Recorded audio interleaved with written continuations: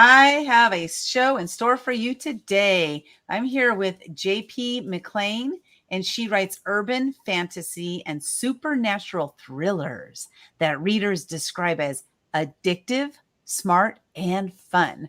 Her writing has received honorable mentions from the Whistler Independent Book Awards and the Victoria Writers Society.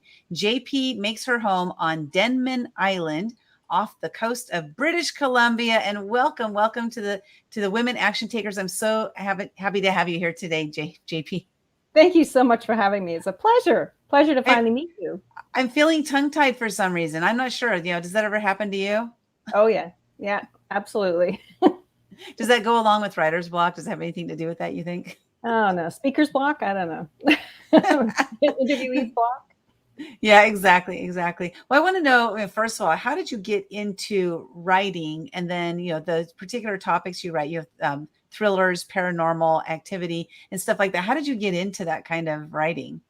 Well, writing came on the heels of having spent about 5 summers in a nice, warm, sunny South, 3 in Tucson and 2 in Mexico, and came back to the West Coast in the winter, in the fall, and the rain had started. And my husband is a hockey fan. He was watching hockey, and I was wondering how on earth I was going to spend my first winter back on the stormy, wet coast. And I have these persistent dreams, recurring dreams that I absolutely love. They're of flying. And so I thought, well, I've been reading a lot of paranormal books, Charlene Harris and Deborah Harkness. And I decided I was going to take that scene that I dreamed about and put it into words. It was just something to pick away at and do to keep myself out of trouble while the hockey was on.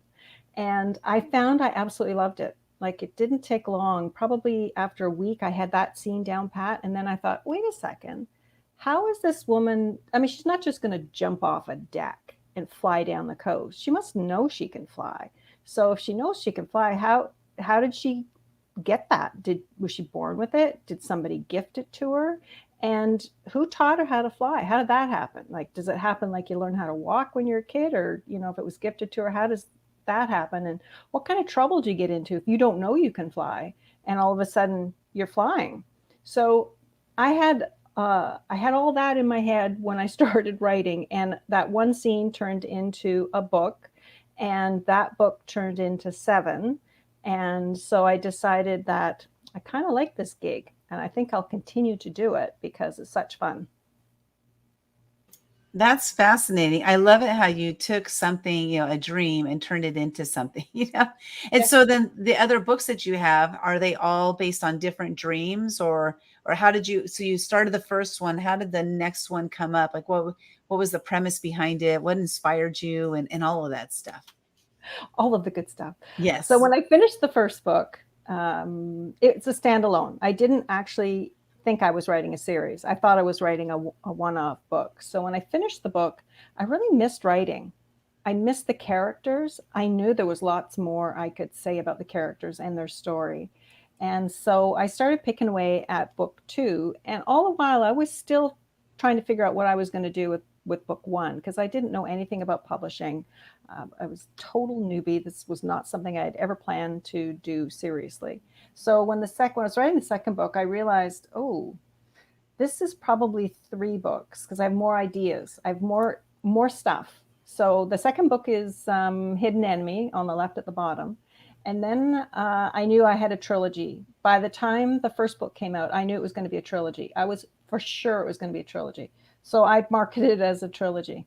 And then the 4th book came out, and that kind of blew the trilogy out of the water. So the 4th book was Lethal Waters. And when I finished that one, I was still absolutely enamored of the series. I wasn't quite sure how it might come to an end. But at the end of the 4th book, I thought, I wonder if I'm ever going to be able to write anything else. And then you kind of start to doubt whether or not you have more than just this one storyline in you. So then I wrote Lover Betrayed. And Lover Betrayed is the first book, Secret Sky, but written from the lover's perspective.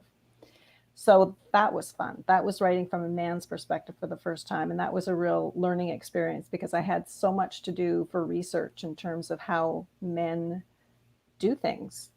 Writing them down, I mean, you kind of innately know, but you don't know specifically until you start to try to describe something from a man's view. Like if a man walks into a bar, what does he see versus what does a woman see when she walks into a bar? So they're two completely different things. And so that was a lot of fun, writing Lover Betrayed. And then when I finished that, the end of the series came to mind. So I wrote the last two books and put them out fairly quickly, one after the other. So the series is wrapped up. I did leave some openings in case I want to go back and continue the story. I can probably. But then I've been picking away at this other book, Bloodmark, for a very long time. And I wanted to make sure that Bloodmark is completely different from the other books. So there is still some dream element in it, but whereas the first series ends up being not about a dream, but about a secret society of people who can fly. That's what it ends up being about.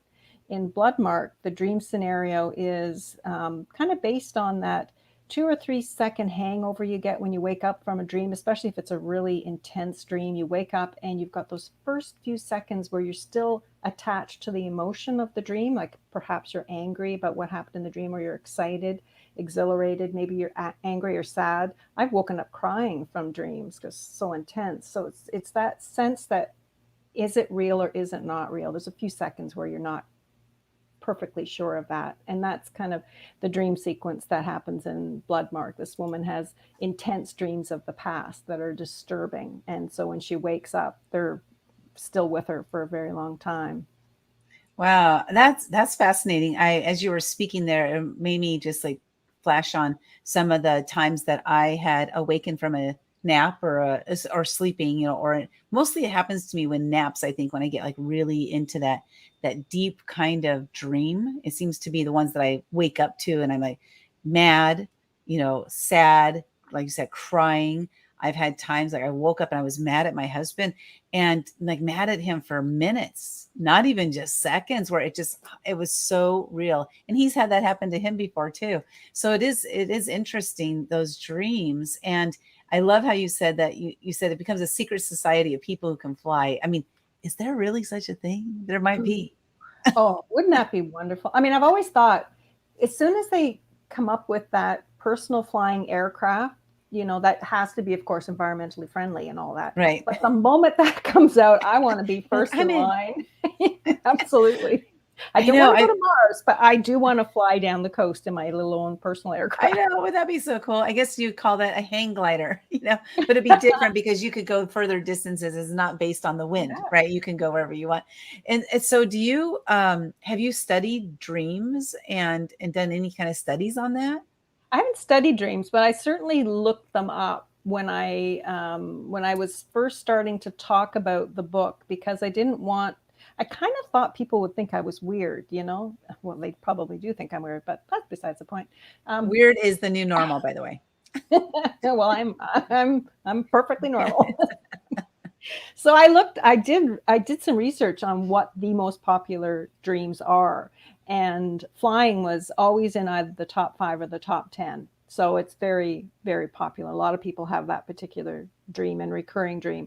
And so I didn't feel so much weird anymore. I just decided to run with it because that's what it was. So, and a lot of people will have interpret the dreams as, sexual in nature. It's just flying to me. Other people do have ideas about what these things mean, and they attach symbolism to the different dreams that are popular, but I don't. It's fun. I enjoy it. I don't attach anything to it. It's just a fun dream, and don't wake me up if I'm having one of them, because I will wake up angry if you wake me up from one of those dreams. Now, have you ever had a dream where you woke up and it was really good, and then you wanted to go back to sleep and get back into it, and then you just get back into it? Have you ever had that happen? Never happened. I've wanted to, but I always end up in another room doing something else. Oh. Okay. Yeah, okay. No. That's interesting. Yeah, I've had it happen a couple times where I intentionally go back to that dream, but I can't be awake for a long period of time. It has to be where I'm kind of, I wake up, I see something, and I want to go back to that dream, and I'll go close my eyes and I'll go back in. So it is kind of fun, and it's interesting for you. You wake up in a different room, and I just think dreams are fascinating. And I love how you took that and you made something out of it. So Bloodmark, you want to share with us, like, what's coming after Bloodmark? Do you know? How do you write a book, then you take some time off, and then then you think of another thing, another book to write, or what's your process? Usually when I'm writing the book, I'm just writing a one-off. So Bloodmark itself is a one-off again.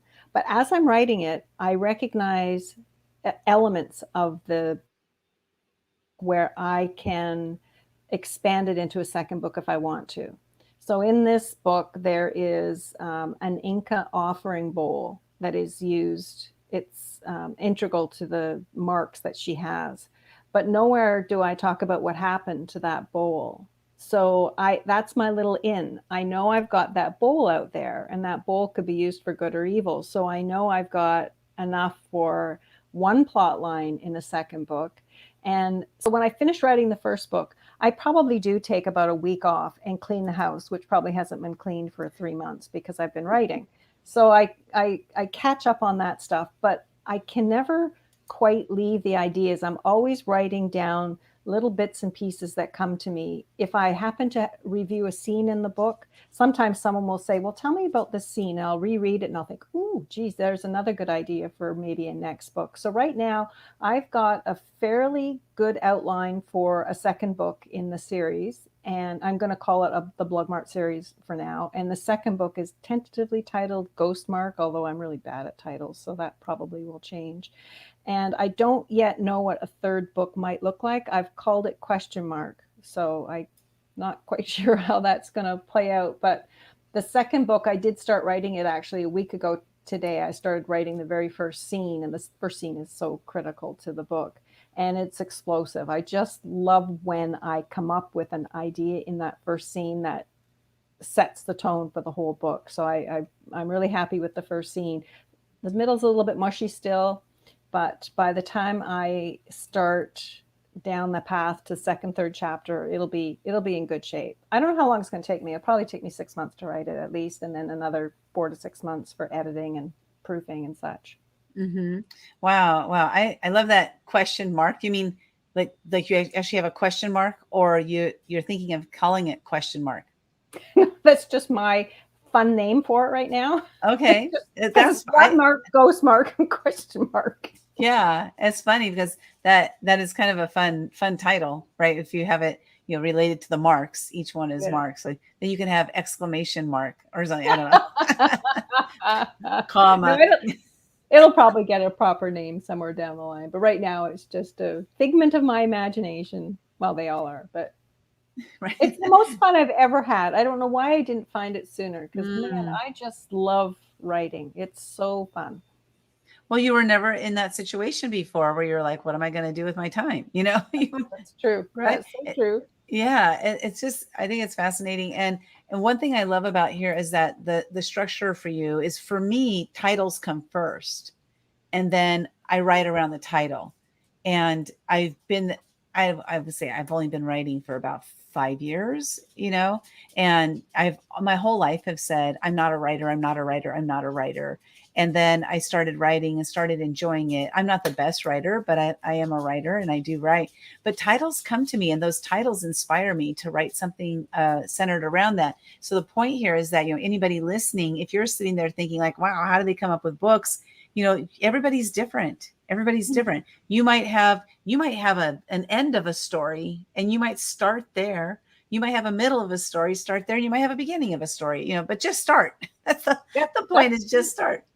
Yeah. Absolutely. I remember thinking back when I was growing up in Toronto and slogging through the slush and the snow that, oh, wouldn't it be nice if I could just sit home in my jammies and drink coffee and write? Wouldn't that be a great career? But I'll never have an idea big enough for a book.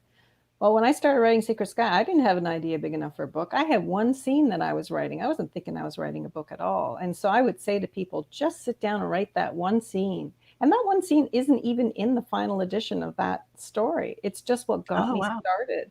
So that organic writing from both sides of a scene, it works. It absolutely works. I do more outlining now because I'm learning a little more about the craft, a lot more about the craft. And it's taking a little bit more planning so that I don't have to make so many mistakes when I'm writing. Like I don't write myself into blind alleys anymore because I know where I'm going with an outline. That first book, oh my goodness, it took me a very long time to write that first book and rewrite it and rewrite it and rewrite it. Now, when you're going through those rewrites, did you ever feel like, oh, I'm never going to finish this? Like, what kind of like emotions did you go through during that one? Oh, that was the worst because the idea of exposing something so close to your heart and putting it out there for critical review and for feedback, and feedback from family and friends that you love and respect and didn't know you were writing, and you've never told them that you had a love of fantasy or supernatural, paranormal. And I was very concerned that they would think less of me, I suppose, because of the subject matter I'd chosen, and the fact that I'd chosen to write.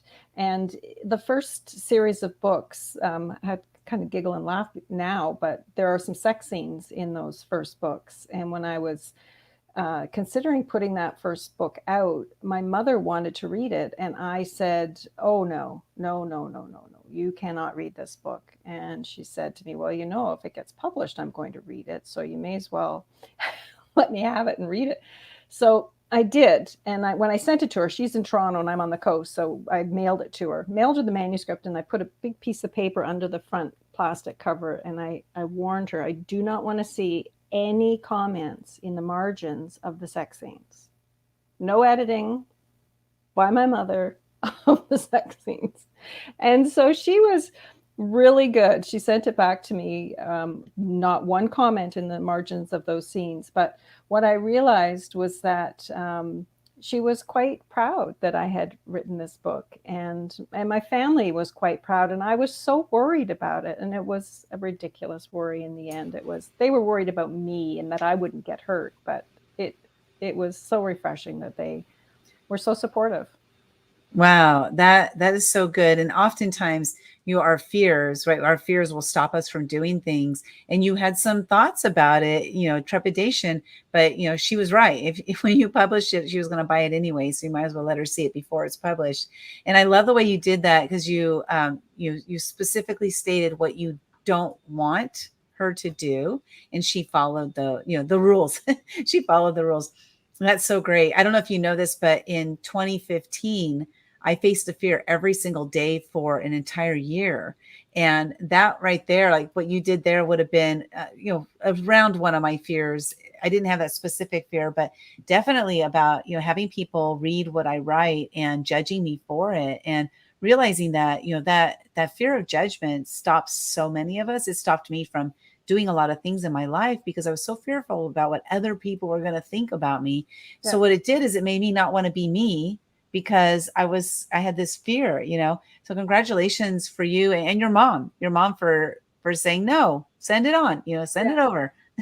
Yeah. So that's fantastic. So That whole what, idea of other people's expectations to me is a really big thing, because for the longest time, I was raised to be independent and not to depend on a man, not get married and go down that, not to get married, but not to depend on the husband for the family income and such.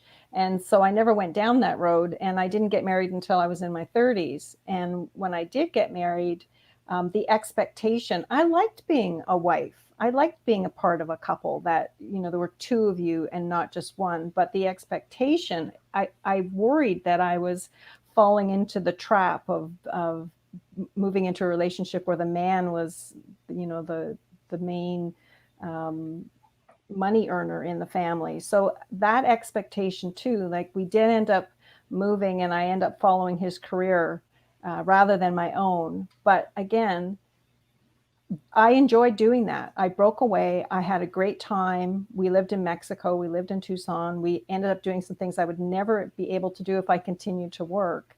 And so again, just breaking away from other people's expectations of what I was supposed to be doing with my life. And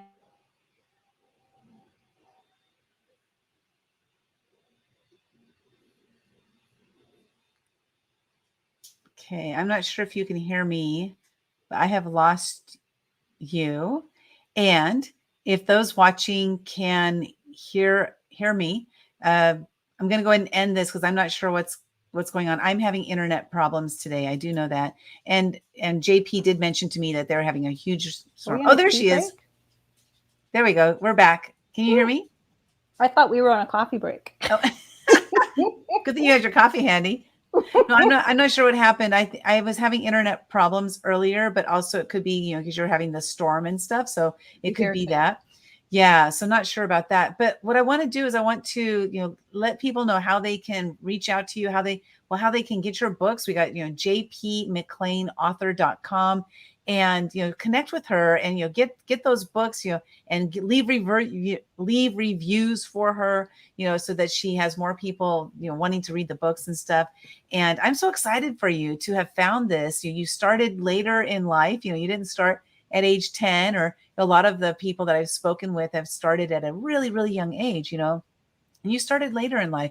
And this just goes to show that doesn't matter how old you are, just try something. Like if there's something that you want to do, start it. If you have an idea, put it on paper, and maybe it'll turn into a book and maybe it won't, but just put it on paper anyway, and try that and see how that works. And I would love to ask you, this is the last question I love to ask all of my guests. And that is, what is one action step our audience can take today, tomorrow, or next week to up-level their personal and or professional life? One action step. One action step. If you want to be a writer, your action step is to open up a document and start writing. Plain and simple. Really simple. Really simple. Yeah, it's just start writing. It doesn't matter if it's crap. It does not matter if it's not good. You start writing, and then you've got something to edit and something to build on. I know. Okay. I'll ask a final question. And that is, what do you do when you are experiencing writer's block? Do you have techniques that you use to break through them? I usually go out. I get up from my desk and I go outside. I go for a walk. I play in the dirt in the garden and I pull weeds. I do something else to break my train of thought. And almost always that succeeds. And if I come back in the house half an hour, an hour later, and I have not resolved the issue, I will work on a different part of the book, a different scene, I'll maybe go back to outlining some things in the next book. But just taking that break often is all you need to get back on track. I love it. Take a break, get away, and break out that piece of paper, open up your computer, whatever it is, and just start writing. Write crap. It doesn't matter, because you can edit it later. So Thank you, JP. I really appreciate you being here today and sharing. I love what you're doing. I think it's fascinating and how you got into it. And I look forward to connecting with you further and reading some of your books. Everybody. Thank you so much. Oh, you're welcome. Have a great day, and we'll see you later.